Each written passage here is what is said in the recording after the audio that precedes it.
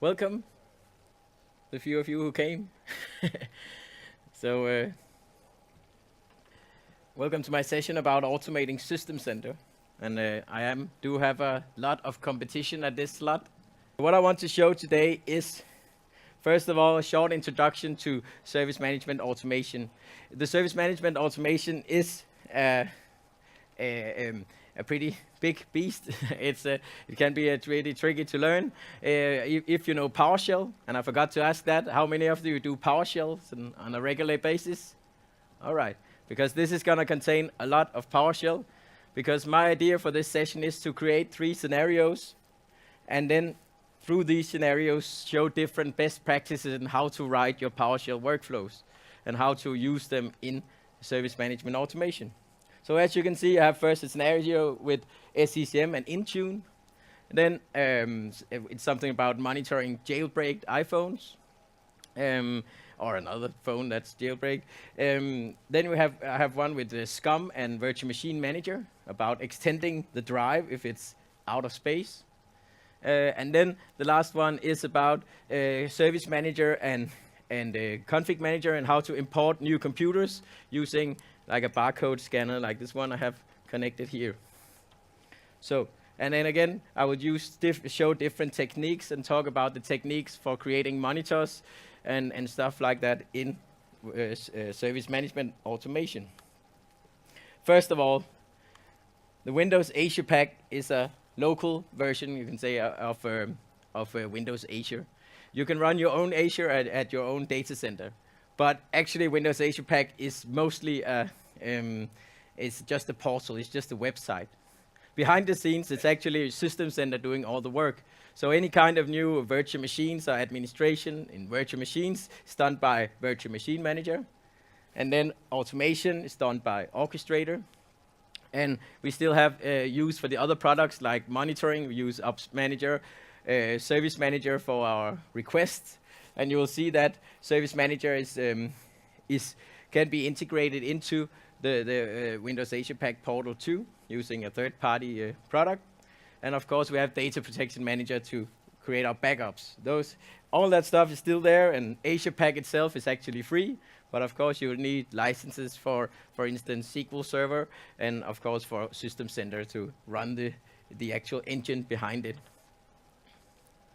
When we go to the Service Management portal, admin portal, we see this tab called Automation, and that is Service Management Automation. It is the new engine in the System Center Orchestrator. So instead of using the old graphical engine, which has been there for, I don't know, 12 years or something like that, also before Microsoft acquired Opalis, they now are building a new, it's constructed in a similar manner. It's the same way it's designed architecture-wise. It's just better at some points and more modern. And one of the things is that it's based on PowerShell workflows. So there have been a lot of sessions today about SMA and PowerShell workflow. Actually, you could be at one in once every slot throughout the day. So there's been a lot of talk about that.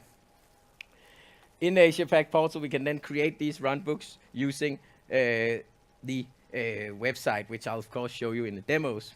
The cool thing is that we can actually provide scale. For instance, we're going to have 1,000 machines to run our PowerShell code. So if they have to run 1 million executions a day, well, you could have 1,000 machines do that easily. And it can actually scale to really high scale. It's the same thing if you know about Azure Automation, which is the public version of SMA. It works in the same way. We just don't have to care about which servers actually execute it. But behind the scenes, they actually have a lot of servers executing all this automation. We use PowerShell modules so that we can actually when I started teaching PowerShell, using PowerShell in 2006, we tried to set up some courses saying, hey, come and learn PowerShell. Nobody came. If we had some kind of seminar, nobody came. Tried to start a user group for years. Nobody wanted to join. So it was a pretty boring group, just me. So I did some nice sessions for myself. No, it never really started. because people didn't use it. But today it is really used all over the place. You all know, if you work in IT as an IT pro or work in any kind of management of Windows servers, you have to start using at least some PowerShell. So the great thing is that even non-Microsoft manufacturers, like for instance Amazon, VMware, whatever, they create modules, and we can use them in here too. If you want to read more about the introduction, then go to this intro. It is a blog called the Building Clouds blog, and they have this intro to SMA, what's it called, blog article, of course. All right.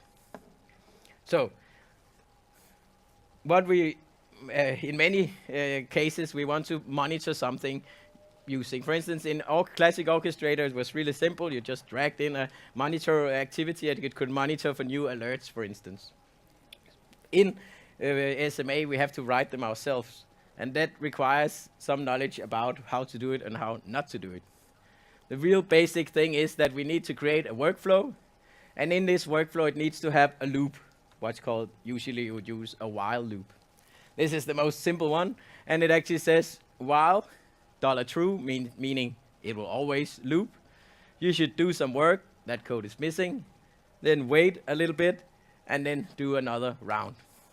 So we monitor using while, we check the target, for instance, SCOM for new alerts, and then we trigger some kind of action on these alerts, and then we sleep for a number of seconds or minutes or hours or how long we want to wait. It's the same way they worked in Orchestrator. There's no magic here. They checked every 10 seconds, every 30 seconds, the old-fashioned monitor activities. So what I want to go into is I want to build a monitor, and I want to make it as good as possible. You shouldn't see these scripts. Of course, I'm going to put these runbooks out on my blog afterwards, but you shouldn't see them as production ready, because they're still missing logging, there's missing some error handling, all this stuff. But this is I'm trying to keep them as simple as possible while showing the concepts of how to make these monitors. First scenario. The first scenario is SCCM and Intune, monitoring jailbreaks. So out here we have the Intune, and we have the SCCM, and we have the orchestrator. In SCCM, it's very simple to create. If you connect it to your Intune, it's actually almost already there. There's already a query, as it's called, to get all your jailbreak devices. So I have a collection called jailbroken devices. The idea about this is that I want to check of course, I have a runbook here, which will check this collection. So what I want to do is, first of all, use Intune to actually find these jailbreak devices. When a device actually enters this collection, the jailbroke devices, the runbook will figure out, okay, this device belongs to this user, and they will add the user to another collection, which is called all bad users. For this, on this collection, we can then put in policies like you cannot check your email anymore, or your telephone needs to be wiped, or something like that. Or we can actually send an email to the employee saying, please come to the IT department with your phone because it's been jailbroken. So we block the user somehow. And let's take a look at that one.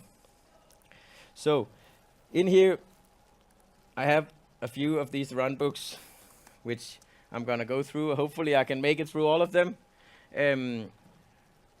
As you can see, all these one called Auto SC is the runbooks used in all the scenarios in this session. And you can, of course, download these from my blog afterwards. I'm going to put them up later or tomorrow, probably tomorrow. Anyway, the first thing is the monitor to check the SCCM jailbreaks. That's this one here. So I'll just open it in edit mode so you can actually see the colors stuff. Here we go. All right. What I need here is, first of all, whoops. Sorry, that was the wrong one. Of course, the internet is a bit slow now that I finally need it. In my other session, I had a local setup of System Center, but in this case I have all System Center running, so that would be a little bit difficult to run properly on my laptop. I need much more memory for that. But this is a basic monitor. I call it Monitor SCCM Jailbreaks, and I put in some description about it on top here. So you can see the loop I have in here. While the monitor is active, it should actually go in and run another runbook called SCCM Jailbreaks. This runbook will go in and check the collection with all the devices, and for each of the devices in there, it will check if that user is member of the other collection that I wanted to add them to. Afterwards, we sleep in, for instance, 20 minutes, and then we loop again. But that is the most simple way to do it. But there is a problem with this one. Consider that this is working. Probably, of course, I made it, it works anyway, but consider it running for 2 years or for 3 months just, and maybe it outputs a little message to the log file, and this log gets saved in a database, and the job for running this monitor just runs forever.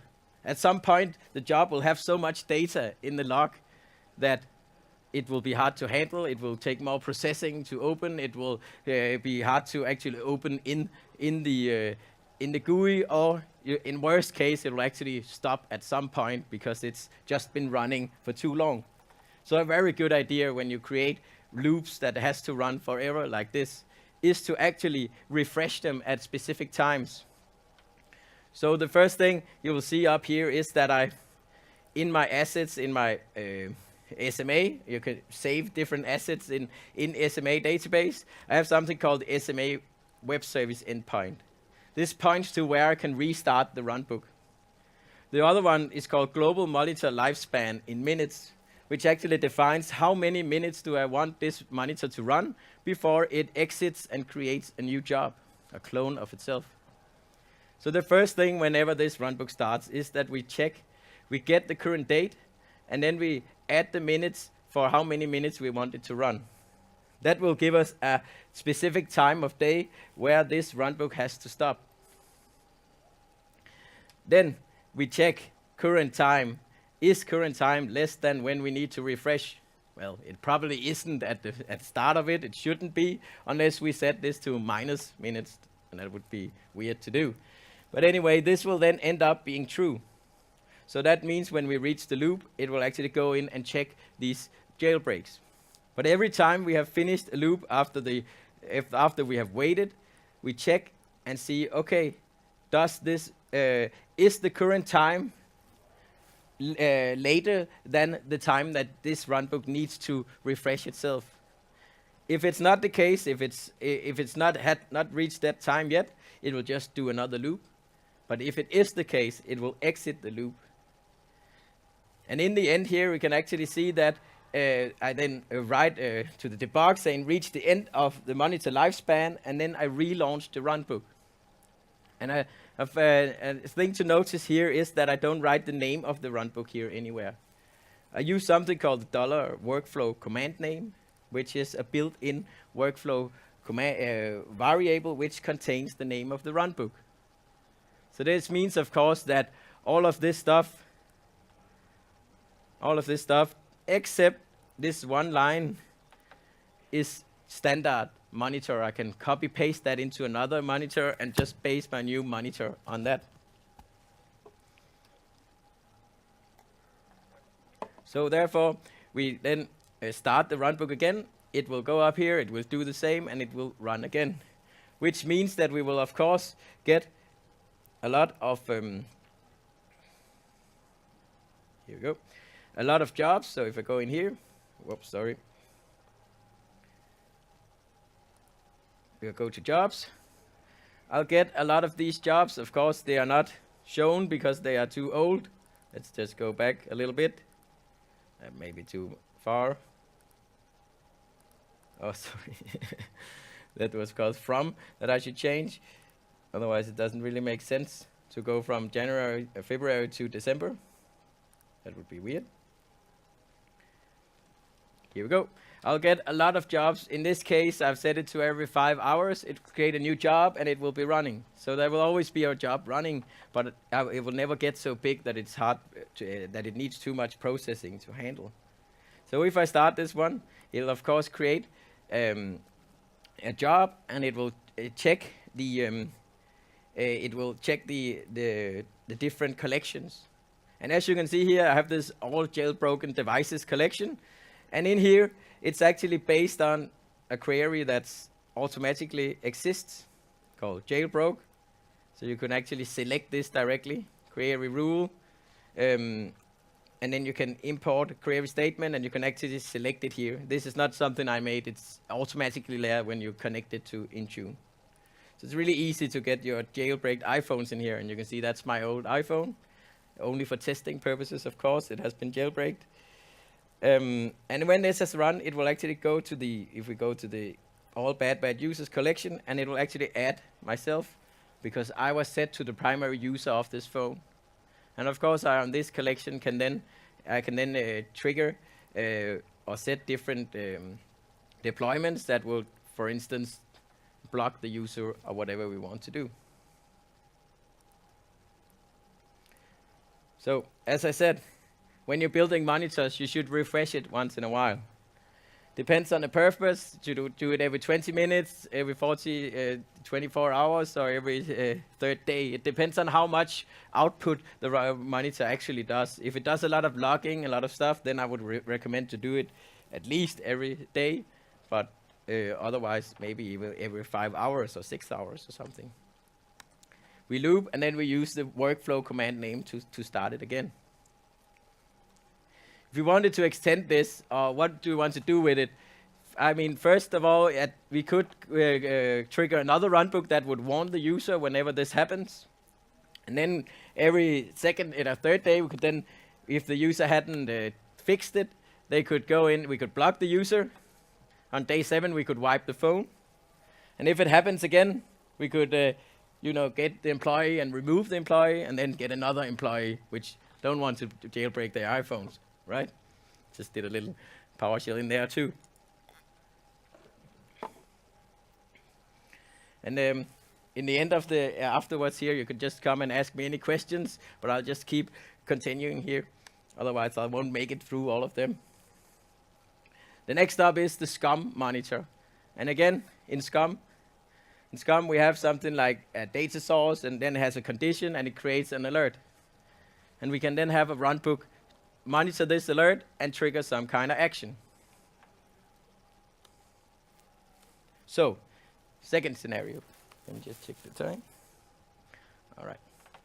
Second scenario is extending a VM drive. And I actually want to make this in 3 different versions. First, a simple version, then a little bit more advanced version, and then one that doesn't use a monitor.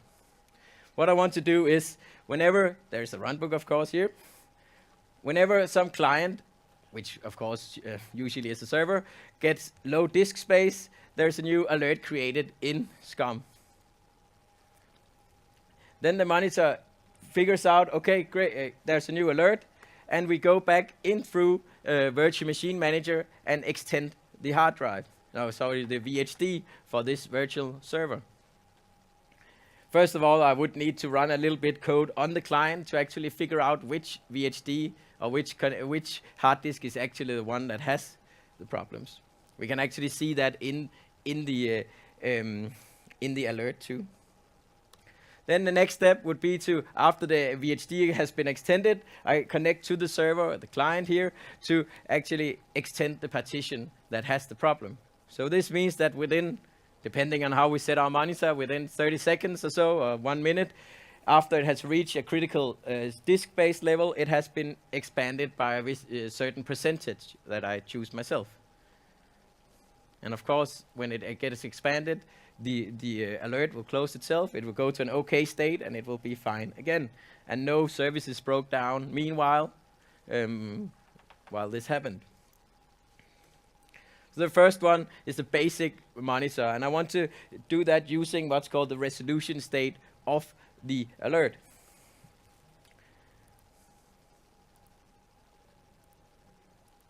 All right. So that must be this one. It's actually already running. Created a job about an hour ago. It's running here. But in here you will see it's much the same as before. It's a monitor that works in the same way. Let me just like that. All right. Up here, I still have my end service point and my lifespan, so I can do the refresh just as I did in the first example. But in this case, I also have a variable that actually describes where the SCUM module is installed. This is mostly for me as a consultant, so I can use it in multiple environments. It could be that one customer installs it on drive C and one installs it on drive D, and then it's easy to fix without changing the runbook. All right, so in my monitor, in my while loop here, the first thing I do is to get into my credentials cache and my variable cache assets in SMA to get the SCUM server name. I also get a credential from this asset database that's part of the SMA, where I get the SCUM account, which is the account it should use to connect to the machine, to the SCUM server. Then inside what's called an inline script, the good thing about inline script is that we can run any PowerShell command in here, and we can actually define it to run on the specific server as the specific user. So therefore, the user which I got from here will actually go to the server that's from here and run a few lines of code. First, it imports the module, of course, and then we get the logical disk space is low alerts, which has resolution state 0. So the logical disk space low and resolution state 0 means all the new alerts, which is in resolution state 0, which is the new state. So any kind of alert it gets from here, as you can see there, it doesn't output it anywhere here, but it comes out of the inline script and into this variable called alerts. If there is any alerts, I just check if there is any. I'll go in and actually handle all the alerts at once using the parallel, the for each alert, but I add the parallel parameters so that it will actually do it on all the alerts at once, or to the limit of how many it does at the same time, but at least more than one at the same time. And the first thing we do is to update the SCUM alert to set it to a new state. In my case, I've called it acknowledged, so that we can see on the alert that orchestrator has actually catched this alert and handled it. Then I write out some inputs, some output about the which computer it is. That's more for the demo, so that you can see it. And then the expand VM drive runbook is another runbook that I run, which will actually go in and expand the drive. So actually, I didn't explain the sync runbook before with config manager, but that was also a runbook that's included here. But if we go to this expand VM drive,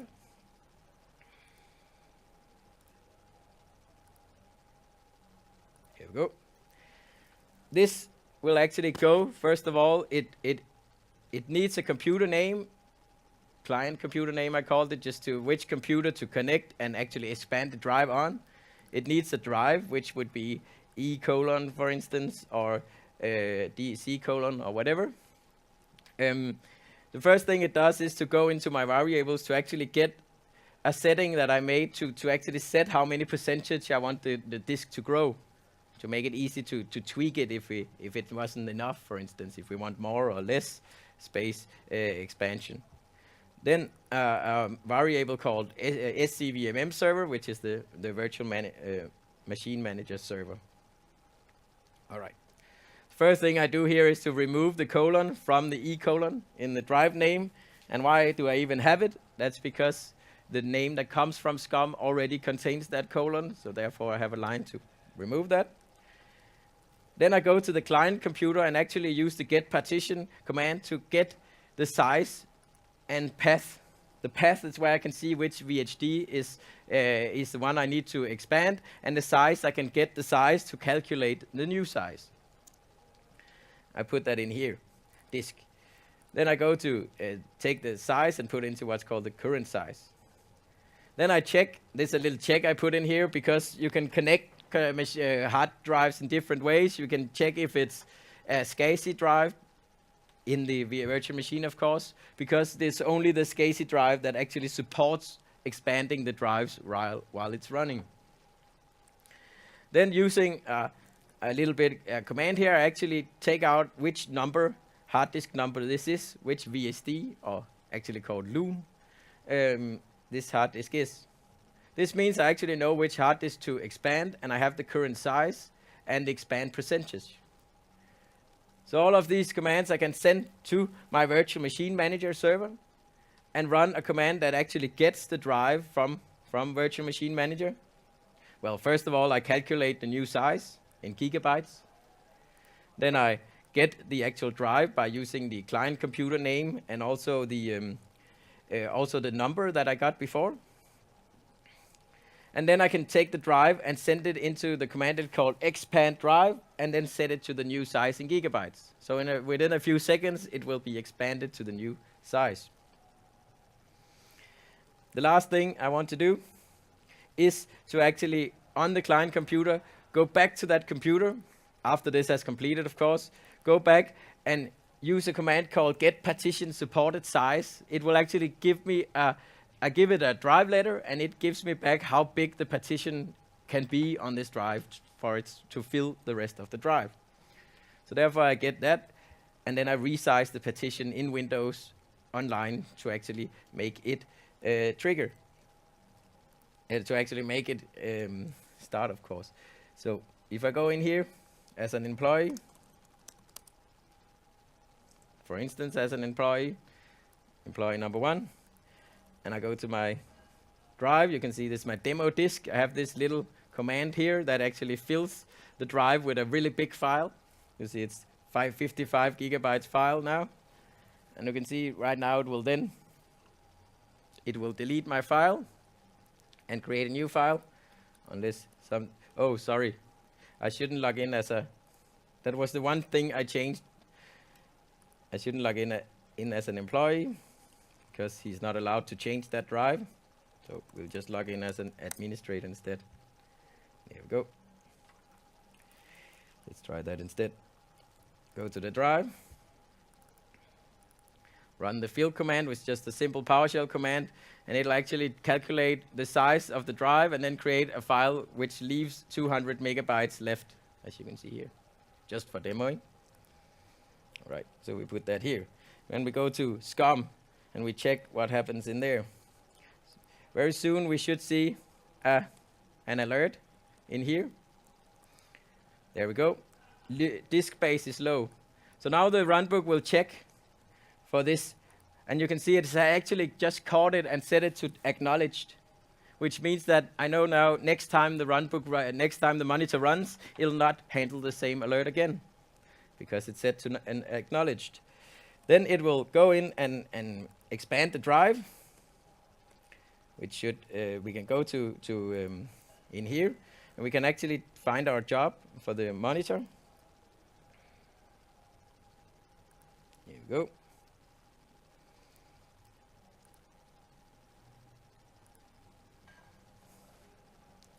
Like this, it's running, and soon there will become some output here.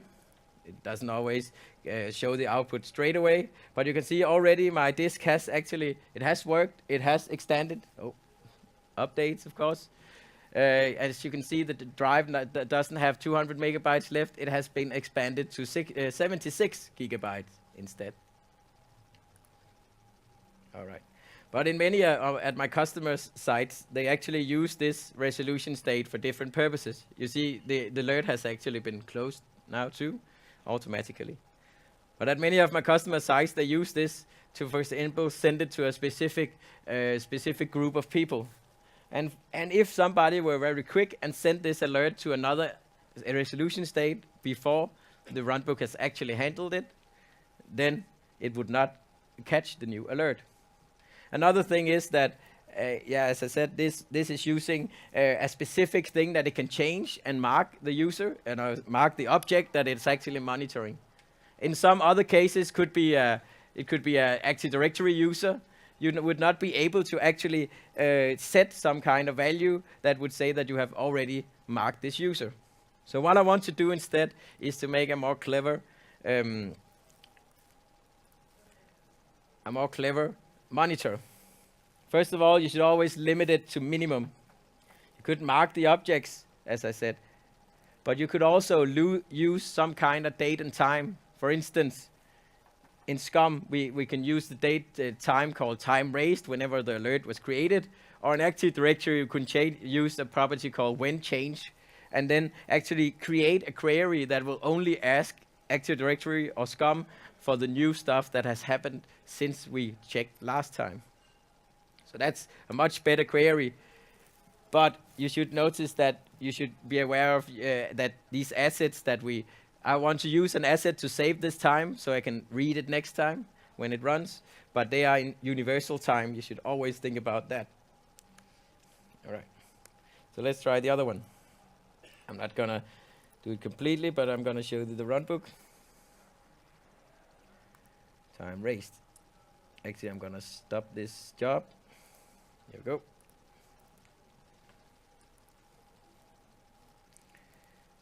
Stopping, yes.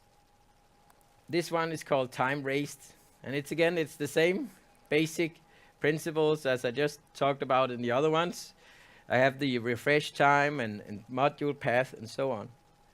But what I have here is that before I actually ask the actual query for the alerts, I go into my credential asset database and I get an asset called SCUM monitor logical disk last run.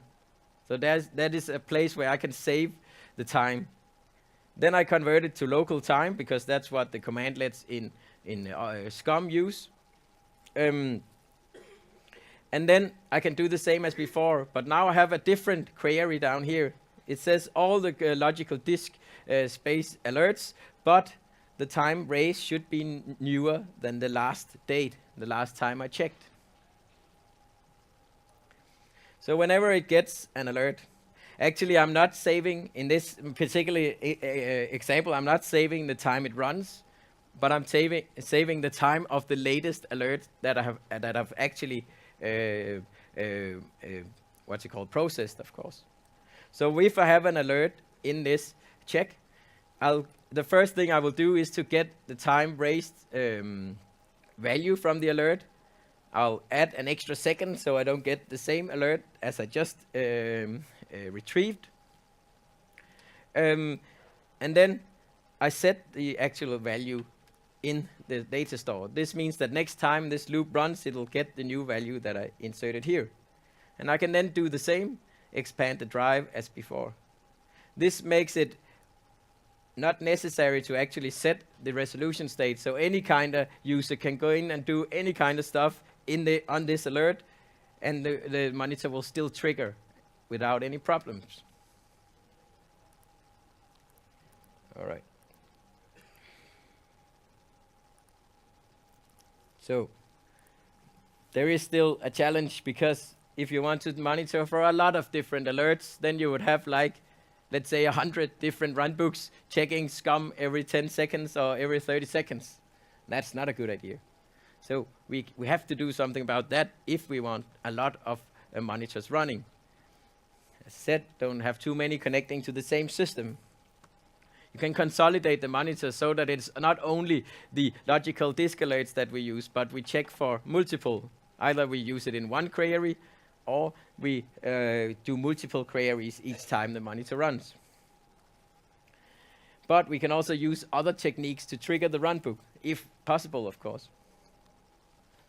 For instance, in Service Manager, we can create a workflow. And that's actually, if you look at the recordings from System Center Universe in USA here in last week, there is a guy called Kirk Monroe. He talks about some new PowerShell module he have made so that we can easily create these workflows. And we can say, okay, if there's created a new incident of a specific category, then you should trigger this runbook. Or if an incident is closed, then you should trigger this runbook. In SCUM, we can do exactly the same. On the exact monitor that we use, we can create what's called a recovery action. And this recovery action will actually, instead of having the runbook to actually go in and monitor SCUM, what this action will do is that the SCUM agent, which is the server that actually has the problem, will trigger a command, a recovery action, and this recovery action will then, by using the commandlets to start a runbook, start the runbook, the expand drive runbook, and run the same thing. In this case, we don't have anything running all the time. We don't need to have monitors running, but we can have the recovery action actually trigger the runbook.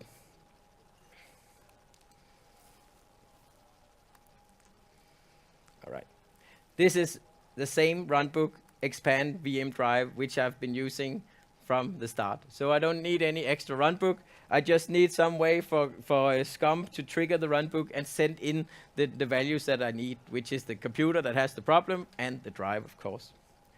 So if I go to my SCUM console and open the properties of this logical disk monitor, you'll see that down here we have the actual recovery task. And I've just clicked add on the right here and added a recovery task. Just open that one. In this recovery task, I have a simple, one single command. It's not very simple if you don't know SCUM. But this command actually goes in and triggers PowerShell, as you can see up here, PowerShell. And in the for PowerShell, it actually sends a command saying start SMA runbook. Where is my server to start it at? What is the name of the runbook? And for the parameters, it sends the client computer name. And here comes the SCUM part. That's these ones, which actually goes in and grabs out the computer name from the alert. And then the drive, which is the other parameter.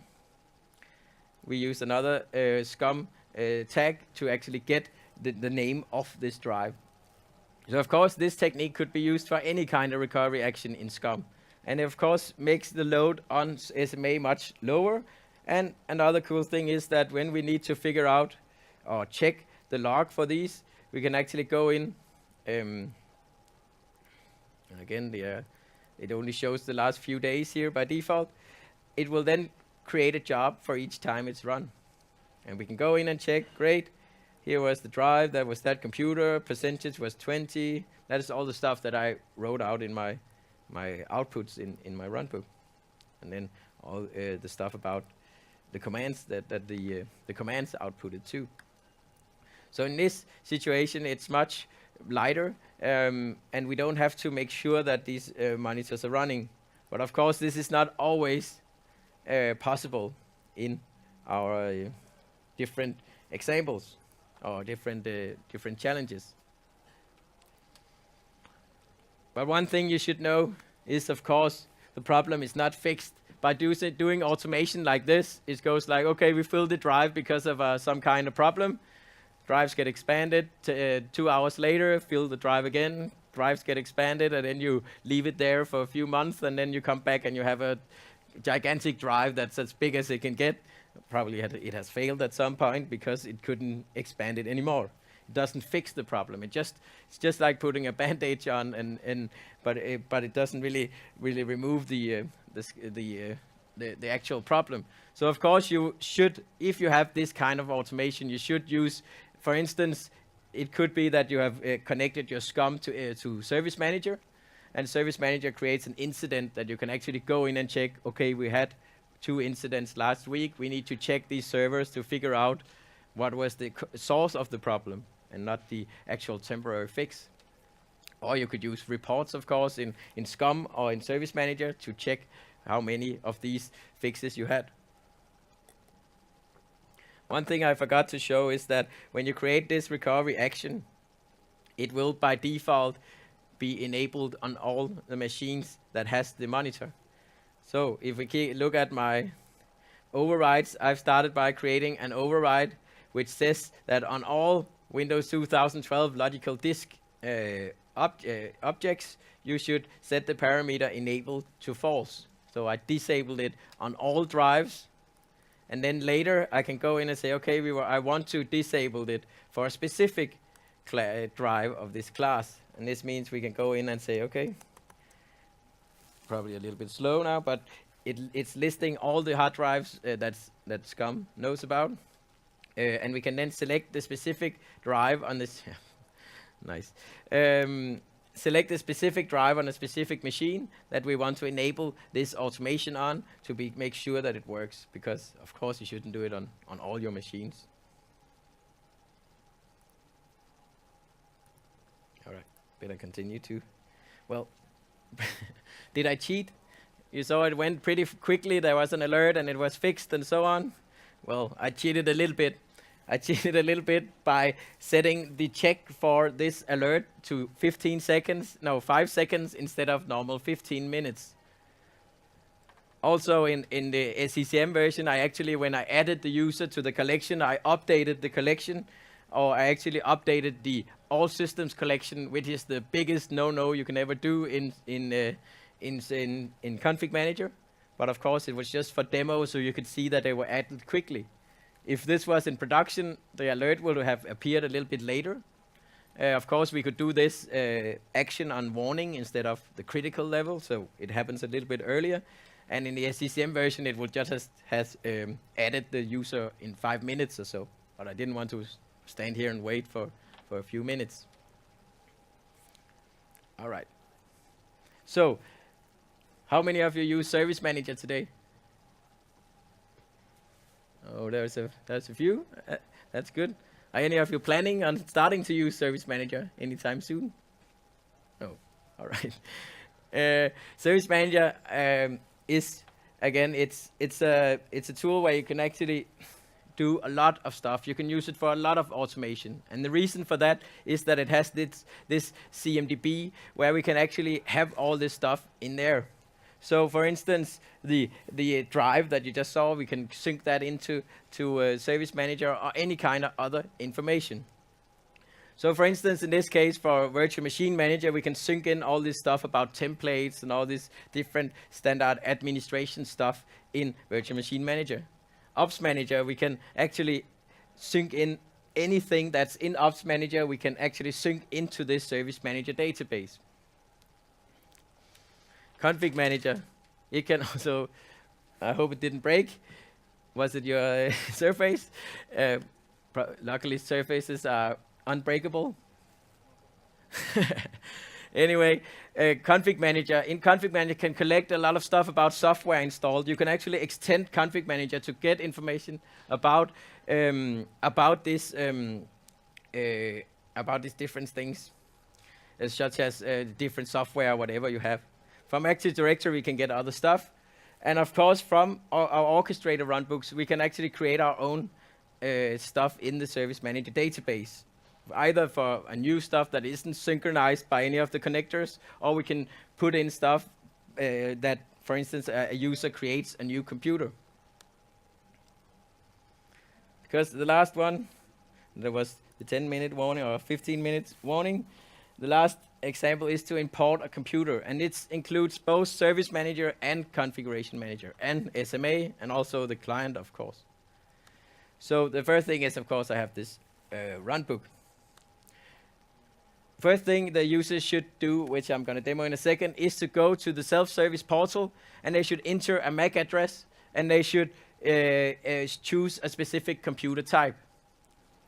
For instance, it could be Danish computers, or Swedish computers, or Norwegian. Actually, I didn't make Norway in this demo, only Denmark and Sweden. That might be a bad choice. This form, when it submits the service request starts my Runbook. The Runbook starts off by going back to Service Manager and importing this machine, importing the information about the MAC address they chose. Also, I can use the built-in assets to actually give the computer a specific number. So I have a list, I have the next number saved in my SMA database. So every time the Runbook runs, it grabs the next PC number, and then it saves the next PC number. And in this way, I can have a forthgoing numbers list for the computer names. Afterwards, I go into Config Manager and import the machine. This means I use the MAC address to actually get Config Manager to know the machine. Second step, I add the machine to a specific collection. Oh, sorry, that's this demo where I cheated a little bit and synchronized the collections more than I should, just to speed it up a little bit. But it will take a few minutes in production. It's added to the collection, which means that if the computer boots up on F12 network boot, config manager knows it, which means we don't have to support unknown computers, as they're called in config manager. And the computer is placed in a correct collection, so it will get the correct software.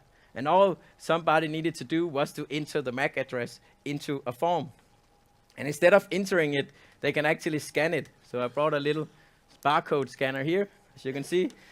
Because if you look at laptops, this is a picture of a laptop I have back at home, a Lenovo laptop, and it has this MAC address label, and I can use this to scan my laptop.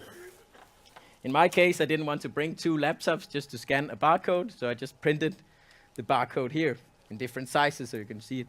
I'll use the small one here.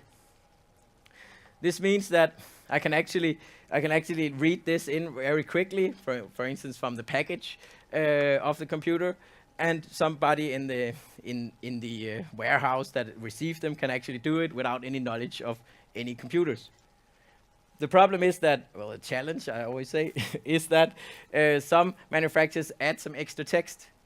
In this case, Lenovo, they add a little 33S in front of this number. So in my runbook, I, of course, have put in a little bit of line of code to remove this part of the MAC address. All right. So if we go back to this one, oh, it's still loading. Usually doesn't do that. If I go back to this one, I have a few runbooks that's included in this demo. First one, the main runbook is called the new. Sorry? Yeah, 10 minutes, right? I still have 10 minutes, right? Yeah, sorry. Great. So I am on time. We started at 4 o'clock, right? Yes. All right. This runbook is made for Service Manager, and I cannot trigger runbooks in this in SMA directly. I need to use a third-party tool. I just go through those in a few seconds after the demo. But what I have here is I send in the ID of the actual service request. That's mostly for us to be easily to read what case it is. But behind the scenes, this work item, as they're called, has a GUID, which I can use to get all the information from it. Let me show you here. If we go in here to maybe I should show this first. This is the portal, and if I go in here to my actual offering that I created in Service Manager, you'll see that I can insert I can select if it's a DK or SE computer, like that, and then I can insert my, if I can hit it correctly, there we go, insert my MAC address, as you can see here, with the 33S, and then I can submit it. Of course, I could take this a bit further. For instance, you order 100 computers, and you can actually, in some cases, as far as I know, ask your delivering company to actually send you a list of the MAC addresses that these computers will have when you receive them. So if you receive an Excel sheet, you could easily save this as a comma-separated file, and we could easily create an offering here that could grab a complete list of computers and put them in a specific collection. Now it's triggered, which means I have a new service request in here.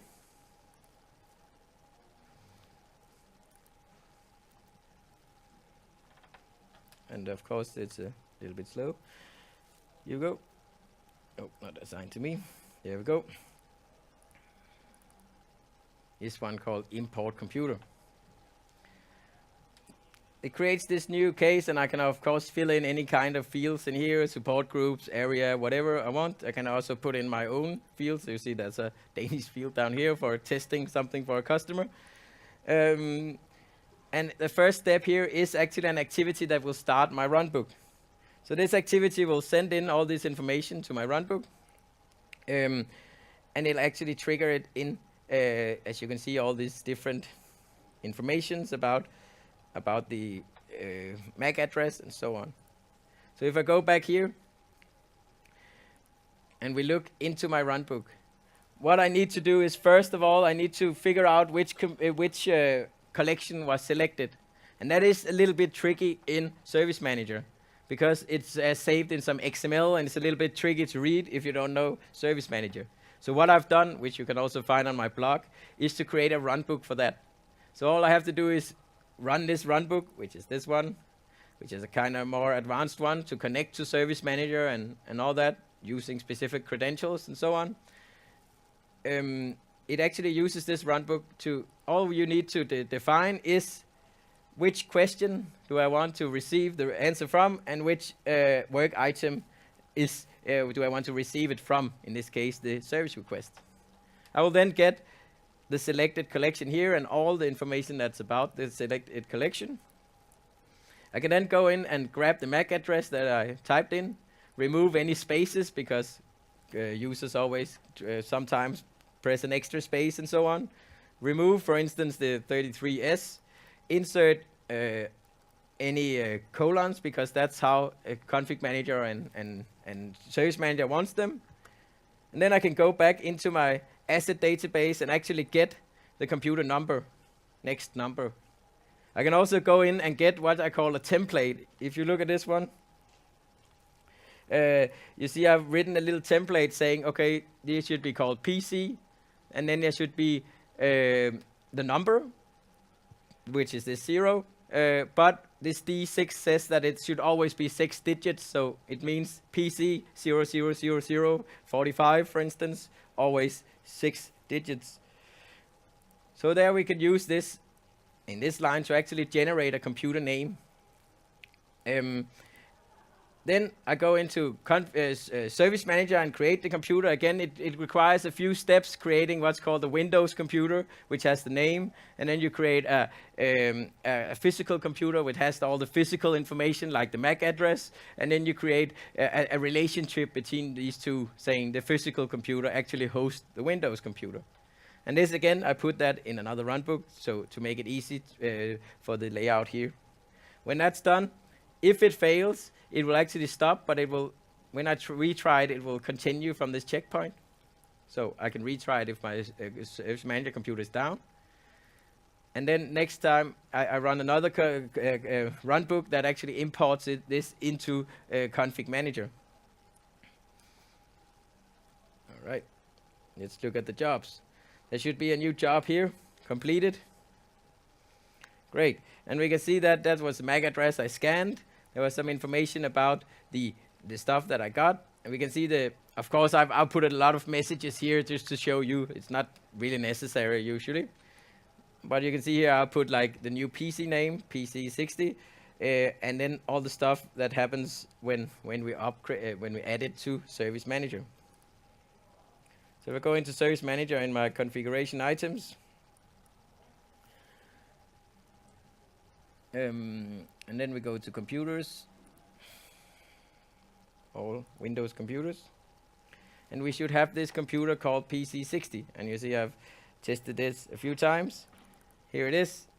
The computer is called PC60. And this means it's already created in Service Manager, which means that whenever it gets booted up and Windows is installed, the connector from Config Manager will sync in all the information about the BIOS, so the serial number and all that stuff. And the Windows, the Active Directory connector will get some more information about this computer, like the OU and stuff. And because it's already been created with this name and the name here, it will actually just update the same. It also means that I could set, for instance, primary user, if I wanted to do that. From my form, I could have somebody select who is this computer for, set the primary user, so we know it in our Service Manager and also in our Config Manager. So, as I said, you cannot have connectors. There is not a built-in Microsoft-provided connector for SMA. That is, the connector for SMA is the one that actually triggers the runbook from my service request. One of them is from Grid Pro, In Cortec, we are partnered with both of these companies, and one of them is Grid Pros, and that's the one I used. It's designed almost the same as the original Orchestrator one. It has the a strict relationship between Runbook and the template. So this means if the Runbook changes, it will by design fail, so that you have to update something in Service Manager before it can trigger again. That's security. And then you have Cyrusons, which is a little bit more flexible. And they also have something called the workflow event subscription, where you can set up this thing about actually if this type of incident is created, you should run this runbook, or if this case is closed, you should run another runbook, for instance. They are both equally good. It depends on what you like. As I said, we can extend this to use a list of computers. You can also get other properties like primary user. And you could also extend it to actually create an asset in, for instance, Cyruson Asset Management. So you see, asset management is a hardware computer where you have even more values about the computer. It could be warranty values, all this stuff about how this new computer is. Like the vendor, you can associate different things and so on. So you could create all of this stuff from the Runbook. Again, the last thing before I finish is that whenever you have any runbooks, you should always do it in modules. As I showed, you have a runbook to do this and runbook to do that, and it makes it much more simple to actually see what happens in your runbook. So for instance, you have the monitor, and then you have a runbook to check whatever you need to check, and then you have another runbook to actually fix what needs to be fixed. And in the monitor, you can then call the other two monitors. Yep. And of course, you could have one monitor, but then you can check the result, for instance, get a lot of different types of alerts, and then trigger different actions. Of course, you should add error handling to your runbooks if you want to, so that if anything fails, it will actually send you, create an incident or whatever you want to do. So you would use a try-catch for that. And of course, this doesn't matter anymore because this is the last session about SMA today. And tomorrow it's just hangovers and something about a service manager in the cloud, which I look forward to seeing. Then the last thing is just links to my blog and so on. And that's about it. And if you have any questions, you can just come down here afterwards. Otherwise, I'll just say thank you and have a nice party later tonight. So that's about it.